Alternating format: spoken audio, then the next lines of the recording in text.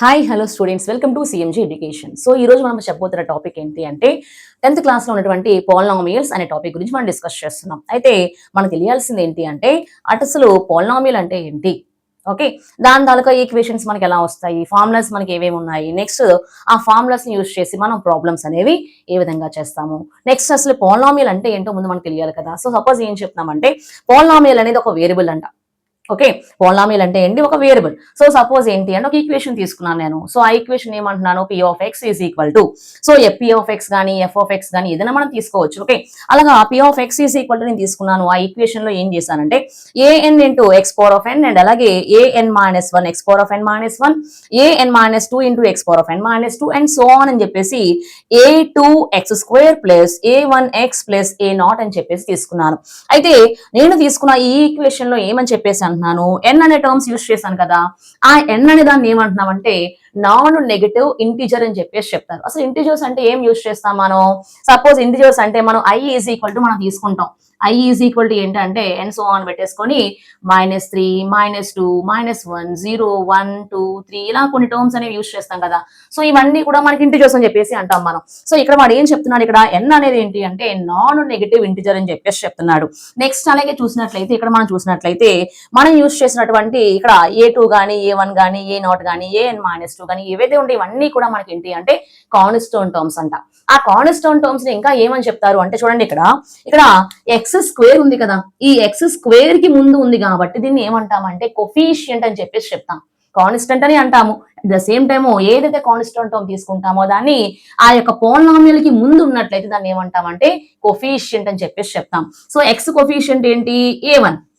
ఓకేనా, X coefficient a1, X square coefficient ఏంటి a2. So ఇలాగ ఏమైతే కాన్స్టెంట్ టర్మ్స్ తీసుకుంటున్నామో ఆ కాన్స్టెంట్ టర్మ్స్ ని ఏమంటున్నాం మనం, కోఫిషియంట్ ఆఫ్ ది పోలినామియల్. ఓకేనా, మనం తీసుకున్న పోలినామియల్ ఏం తీసుకుంటున్నామో ఆ పోలినామియల్ ని ఏమంటామంటే ఈ యొక్క ఎక్స్ స్క్వేర్ ముందు కానీ ఎక్స్ ముందు కానీ ఏవైతే టర్మ్స్ ఉంటాయో వాటిని ఏమంటామంటే కోఫిషియంట్స్ అని చెప్పేసి అంటాం. అయితే దీంట్లో ఇంకొక టాపిక్ ఏంటి అంటే డిగ్రీ ఆఫ్ ది పోలినామియల్. ఓకేనా, డిగ్రీ అంటే ఏం చెప్తున్నామంటే హైయెస్ట్ పవర్.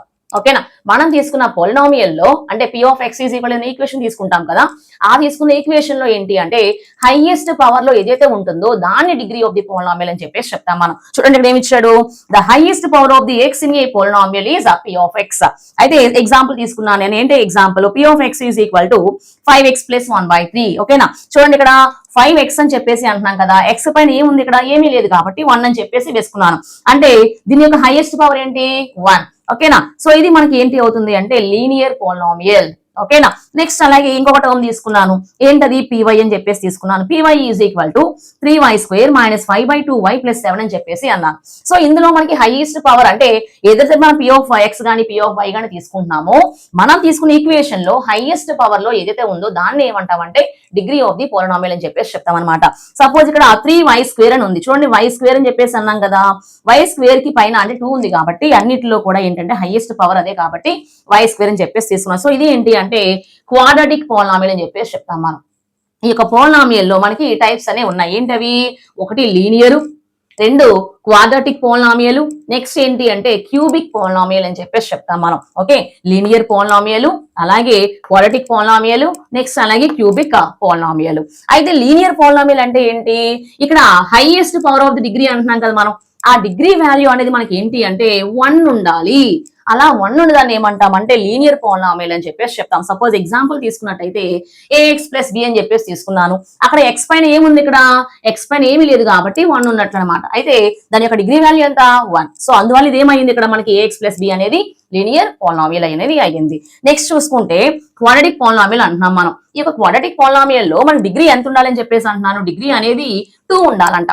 సో ఇక్కడ మనం సపోజ్ ఒక ఎగ్జాంపుల్ తీసుకున్నాను. ఏంటి ఆ ఎగ్జాంపుల్ అని చూసినట్లయితే ax square plus bx plus c. ఓకేనా, సో ఇది మనం తీసుకున్న ఎగ్జాంపుల్. ఈ యొక్క ఎగ్జాంపుల్ లో చూడండి ఇక్కడ హైయెస్ట్ పవర్ లో ఏది ఉంది, ఎక్స్ స్క్వేర్. ఓకేనా, ఎక్స్ స్క్వేర్ అంటే ఎక్స్ పైన ఏముంది టర్మ్ 2 అనేది ఉంది కాబట్టి హైయెస్ట్ పవర్ అదే కాబట్టి అంటే డిగ్రీ వాల్యూ మనకి ఇక్కడ ఎంత ఉందండి 2 అనేది ఉంది. ఓకే, సో అది మనకి ఏంటి అంటే క్వాడ్రాటిక్ పోలినామియల్ అని చెప్పేసి చెప్తాం. నెక్స్ట్ అలాగే క్యూబిక్ పోలినామియల్. క్యూబిక్ పోలినామియల్ అంటే డిగ్రీ ఎంత ఉండాలి, వాల్యూ 3 అనేది ఉండాలి. ఓకే, సో ఇక్కడ మనం తీసుకున్న ఈక్వేషన్ మొత్తం తీసుకున్నాను నేను. ఏంటి ఈక్వేషన్ తీసుకున్నాను, suppose ax cube plus bx square plus cx plus d is equal to 0 అని కానీ లేదా 0 కానీ తీసుకున్నాను నేను. సో ఇప్పుడు తీసుకున్న ఈక్వేషన్ లో హైయెస్ట్ పవర్ అని చెప్పేసి అంటున్నాం కదా మనం, హైయెస్ట్ పవర్ లో ఏముందండి ఇక్కడ ఏఎక్స్ క్యూబ్ అనేది ఉంది. అంటే ఎక్స్ పైన ఏముంది టర్మ్ అనేది 3 అనేది ఉంది. సో ఇది డిగ్రీ అనమాట. ఓకేనా. సో అది డిగ్రీ ఏం చూసాక ఏంటంటే క్యూబిక్ డిగ్రీ అని చెప్పేసి చెప్తాం. దాన్ని ఏమంటామంటే క్యూబిక్ పోలినామియల్ అని చెప్పేసి చెప్తాం. ఓకే. సో ఇవి ఏంటి అంటే పోలినామియల్ అంటే ఏంటి, నెక్స్ట్ అలాగే డిగ్రీ ఆఫ్ ది పోలినామియల్ అంటే ఏంటి, నెక్స్ట్ అలాగే డిగ్రీ ఆఫ్ ది పోలినామియల్ తర్వాత పోలినామియల్ టైప్స్ ఏమేమి ఉన్నాయి మనకి, లీనియర్ పోలినామియల్, క్వాడ్రాటిక్ పోలినామియల్, అలాగే క్యూబిక్ పోలినామియల్ అని చెప్పేసి అంటున్నాం మనం. అయితే వాటి తాలూకా రిలేషన్ కావాలి మనకి. రిలేషన్ అంటే ఏంటి, మనకి 2 ఫార్ములాస్ అనేవి ఉన్నాయి. ఏంటో formulas, alpha plus beta is equal to minus b by a, alpha beta is equal to c by a అనుకొని ఈ 2 ఫార్ములాస్ కూడా ఉన్నాయి. అసలు ఈ 2 ఫార్ములాస్ మనకి ఎలా వచ్చాయి అసలు తెలియాలి అని చూసినట్లయితే ఆ రిలేషన్ చూద్దాం ఫస్ట్ ఆఫ్ ఆల్. సో ఇప్పుడు రిలేషన్ చూసినట్లయితే సపోజ్ ఒక ఎగ్జాంపుల్ తీసుకున్నాను నేను. అది ఏంటిది, లీనియర్ పోలినామియల్ తాలూకా ఎగ్జాంపుల్ తీసుకున్నాను. ఏంటది, P of X is equal to A X plus B is equal to 0 అని చెప్పేసి తీసుకున్నాను. ఓకే. సో ఇక్కడ లీనియర్ పోలినామియల్ అంటే ఏం చెప్పుకున్నాం మనం, ఎక్స్ పైన ఏముంది టర్మ్ అనేది ఓన్లీ 1 కాబట్టి సో ఇప్పుడు A X plus B is equal to 0 తీసుకున్నాను. చూడండి ఇక్కడ A X plus B is equal to 0 అన్నాను, 0కి ఈక్వల్ చేశానని చెప్పేసి చెప్తున్నాను. అప్పుడు ఇక్కడ చూడండి ప్లస్ బి అటుపక్కెళ్తే ఏమవుతుంది మనకి ఇక్కడ మైనస్ బి అవుతుంది కదా. Suppose A X is equal to minus B, అప్పుడు ఎక్స్ ఈజ్ ఈక్వల్ టు ఏమొస్తుంది మైనస్ బి. ఇక్కడ ఇంటూలో ఉన్న ఏ అనేది ఇటుపక్క వస్తే ఏమవుతుంది డివిజన్ లోకి వెళ్తుంది. ఓకే. అప్పుడు X is equal to minus b by a, x is equal to minus b by a ఒక ఫార్ములా వచ్చింది. ఇప్పుడు దీన్ని తీసుకొని లీనియర్ పోలినామియల్ తీసుకొని కే వాల్యూ ఫైండ్ అవుట్ చేస్తాను. దాన్ని బట్టి x is equal to minus b by a వచ్చింది కదా. సపోజ్ ఇంకో ఈక్వేషన్ తీసుకుంటున్నాను. ఏంటో ఈక్వేషన్ నేను మరి క్వాడ్రాటిక్ పోలినామియల్ అంటే ఇప్పుడు ఇందాక మనం ఏఎక్స్ ప్లస్ బి తీసుకున్నాం. సో ఇప్పుడు తీసుకున్నాను ఏమని A X square plus B X plus C is equal to 0 తీసుకున్నట్లయితే ఫర్ ద ఫ్యాక్టర్ థియరం ప్రకారం చూసినట్లయితే ఈ యొక్క ఈక్వేషన్ కి ఫ్యాక్టర్స్ అనేవి ఉన్నాయంట. ఏంటో factors, X minus alpha and X minus beta అనేవి దాని తాలూకా ఫ్యాక్టర్స్ అంట. సో ఇప్పుడు చూసినట్లయితే ఈ A X square plus B X plus C is equal to K into ఆ యొక్క ఫ్యాక్టర్స్ రాసాం. దీని తాలూకా ఫ్యాక్టర్స్ ఇవే కాబట్టి ఆ ఫ్యాక్టర్స్ రాసాము. సో చూడండి ఇక్కడ ఏమొస్తుంది, ఇక్కడ కే ఇంటూ ఇక్కడ ఈ టర్మ్ మొత్తాన్ని ఒకదాంతో ఒకటి మల్టిప్లికేషన్ చేస్తాం మనం. సో చూడండి ఎక్స్ ఇంటూ ఎక్స్ ఏమొస్తుంది ఎక్స్ స్క్వేర్, నెక్స్ట్ ఇక్కడ ప్లస్ ఇంటూ మైనస్ ఏమైంది మైనస్, ఎక్స్ ఇంటూ బీటా అంటే బీటా ఎక్స్, బీటా ఎక్స్ అంటే ఈ ఎక్స్ తోని మొత్తం రెండింటిని కూడా ఫస్ట్ మల్టిప్లికేషన్ చేస్తా. మళ్ళీ ఏం చేయాలి మైనస్ ఆల్ఫా ఉంది కదా, ఆల్ఫాతో కూడా మళ్ళీ రెండింటిని మల్టిప్లికేషన్ చేస్తున్నాను. మైనస్ చూడండి ఆల్ఫాతో ఎక్స్ అని చేస్తున్నాను అంటే ఇక్కడ ఏమొస్తుంది alpha x, minus into minus ఏమవుతుంది plus, minus into minus plus. ఇక్కడ ఇంకా ఏముంది ఆల్ఫాతో బీటాని కూడా మల్టిప్లికేషన్ చేస్తున్నాను. సో ఇక్కడ ఏమొస్తుందండి plus alpha beta. Okay.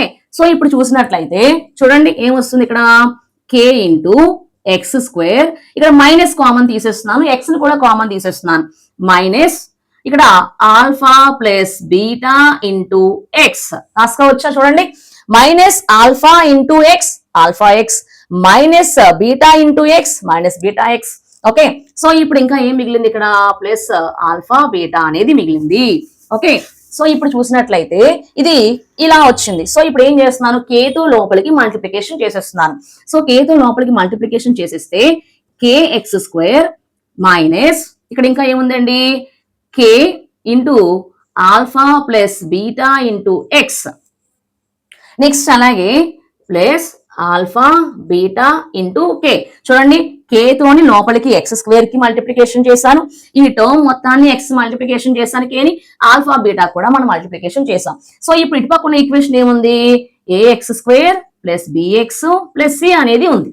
So ఇప్పుడు ఏం చేస్తున్నానంటే ఇప్పుడు ఒక్కొక్క టర్మ్ ని ఈక్వల్ చేస్తున్నాను. సపోజ్ ఇక్కడ చూసినట్లయితే ఎక్స్ స్క్వేర్ దగ్గర ఏది ఉందో ఏ ఈజ్ ఈక్వల్ టు ఏముంది, బి ఈజ్ ఈక్వల్ టు ఏముంది, సి ఈజ్ ఈక్వల్ టు ఏముందో మనం ఒకసారి కంపారిజన్ చేద్దాం.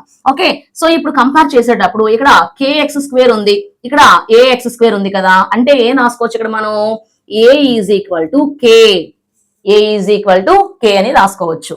నెక్స్ట్ అలాగే ఇంకోటి తీసుకుంటున్నాను, ఇంకోటి ఏంటి అంటే బిని కంపేర్ చేస్తున్నాను. ఓకేనా బిఎక్స్ నెక్స్ట్ ఇక్కడ ఇది ఏదైతే ఉందో అది కూడా ఎక్స్ ముందున్న కొఫిషియెంట్స్ అని కంపేర్ చేస్తున్నాను. సో ఇక్కడ ఏముంది బి ఉంది, బి ఈజ్ ఈక్వల్ టు ఏముంది ఇక్కడ minus k into alpha plus beta, alpha plus beta అంటే ఎక్స్ ముందున్న కొఫిషియెంట్స్ ఏవైతే ఉన్నాయో దీనికి గాని కంపేర్ చేస్తాను. నెక్స్ట్ అలాగే c c is equal to సికి ముందు ఇక్కడ ఏముంది కోఫిషియంట్ ఓన్లీ 1 ఇక్కడ ఏముంది ఇక్కడ అంటే కాన్స్టెంట్ టర్మ్స్ అన్నమాట రెండు కూడా కాన్స్టెంట్ టర్మ్సే కాబట్టి ఎక్స్లు వైలు ఏమీ లేవు కాబట్టి ఇక్కడ ఈ కాన్స్టెంట్ టర్మ్ సి ఉంది ఇక్కడ ఈ కాన్స్టెంట్ ఏముందండి ఆల్ఫా బీటా కే అనేది ఉంది సో ఇక్కడ alpha beta and K so ఇప్పుడు ఏబిసి వాల్యూస్ మనం ఫైండ్ అవుట్ చేసాం ఏబిసి వాల్యూస్ ఫైండ్ అవుట్ చేసిన తర్వాత నేను ఒకదాంతో ఒకటి కంపారిజన్ చేస్తున్నాను ఇలా కంపారిజన్ చేసేటప్పుడు ఏంటి అంటే ఫస్ట్ ఆఫ్ ఆల్ చూడండి ఇక్కడ దీన్ని కంపేర్ చేస్తున్నా సో దీన్ని కంపేర్ చేస్తే అంటే బి తోని ఏని కంపేర్ చేస్తాము అలాగే సి తోని కూడా మనం ఏంటి అంటే ఏని మనం కంపేర్ చేస్తాం అనమాట ఓకే సో నెక్స్ట్ స్టెప్ లో ఏంటి అంటే ఏ విధంగా ఉన్నాయో ఫార్ములాస్ ఏ విధంగా వచ్చాయో మనం చూద్దాం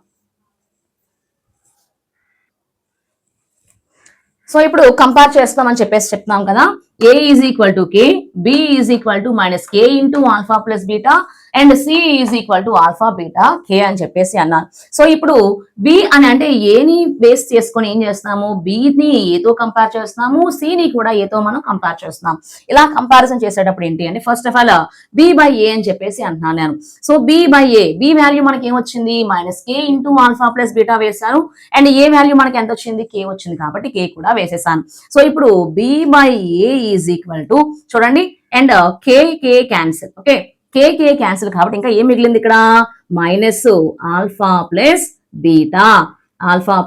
బీటా అనేది మిగిలింది అయితే నాకు ఆల్ఫా ప్లస్ బీటా వాల్యూ కావాలి సో ఇప్పుడు alpha plus beta is equal to ఈ మైనస్ ఇటుపక్క వచ్చేస్తుంది కాబట్టి మైనస్ బి బై ఏ ఇప్పుడు చూడండి ఈ మైనస్ బి బై ఏ అంటే మైనస్ బి అంటున్నాం కదా బి అనేది ఏంటి మనకి బి అనేది ఎక్స్ తాలూకా కోఫిషియంట్ అది రాస్తాం మైనస్ ఓకేనా బి అనేది ఏంటి అంటే ఇక్కడ ఏం తీసుకుంటాం మనం coefficient of x coefficient of b అనేది దేని తాలూకా కోఫిషియంట్ బి అనేది ఏంటి అంటే ఎక్స్ తాలూకా కోఫిషియంట్ కాబట్టి coefficient of x by okay a అనే దేని తాలూకా కోఫిషియంట్ ఎక్స్ స్క్వేర్ తాలూకా కోఫిషియంట్ ఓకేనా అంటే కోఫిషియంట్ ఆఫ్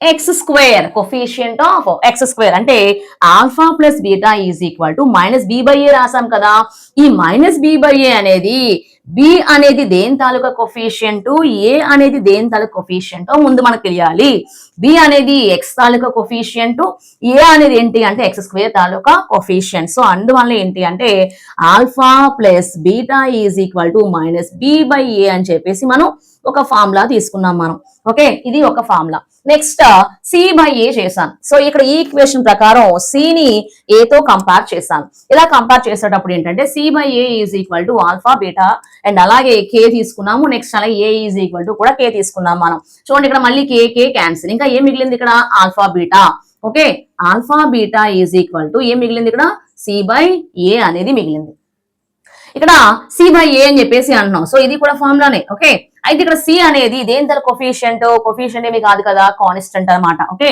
అంటే alpha beta is equal to ఇక్కడ ఏం రాస్తాము coefficient of constant okay coefficient of constant by ఇంకా ఏమైంది ఇక్కడ కోఫిషియంట్ ఆఫ్ ఎక్స్ స్క్వేర్ అంటే ఏం చేస్తాం కోఫిషియంట్ ఆఫ్ ఎక్స్ స్క్వేర్ అనేది మనం యూజ్ చేస్తాం ఓకే సో ఇది ఏంటి అంటే alpha beta is equal to c by a మనకి ఎలా వచ్చింది అండ్ అలాగే alpha plus beta is equal to minus b by a ఎలా వచ్చింది మనం ఏ టర్మ్స్ యూజ్ చేసి మనం ఫైండ్ అవుట్ చేసామన్నది ముందు మనకు తెలియాలి సో దీని తర్వాత ఏంటి అంటే మనకి ప్రాబ్లమ్స్ అనేవి ఉన్నాయి కదా ఆ ప్రాబ్లమ్స్ అనేవి ఈ యొక్క పి ఆఫ్ ఎక్స్ అంటే ఈ యొక్క పాలినామియల్స్ యూజ్ చేసి మనం ఏ విధంగా చేయాలో మనం చూద్దాం ఓకే